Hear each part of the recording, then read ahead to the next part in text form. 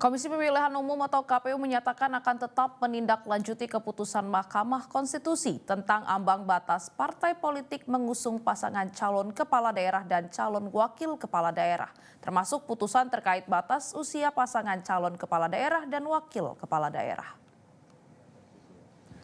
Dalam konferensi pers yang digelar kemarin, KPU berdalih keputusan untuk tetap berkonsultasi dengan DPR dan pemerintah dilakukan karena pernah ada pengalaman KPU mendapatkan peringatan keras dan terakhir dari DKPP ketika tidak menjalankan mekanisme tersebut.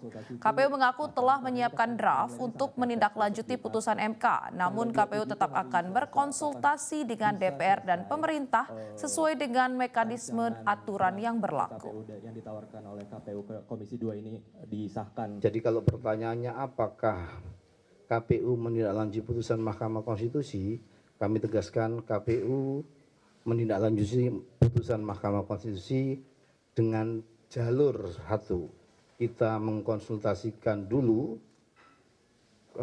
tindak lanjut ini karena dulu pada Pilpres kita juga menindaklanjuti putusan Mahkamah Konstitusi, tapi ketika proses konsultasi tidak kita lakukan, itu dianggap kesalahan yang dilakukan oleh KPU.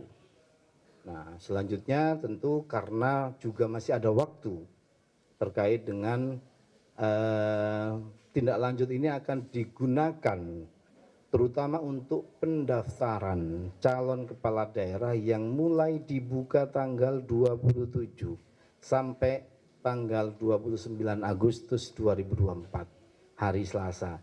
Jadi kita berusaha berkomunikasi dan mengkomunikasikan, termasuk sudah menyiapkan draft ya Pak Idam, untuk bentuk tindak lanjut dari. Jelajahi cara baru mendapatkan informasi. Download Metro TV Extend sekarang.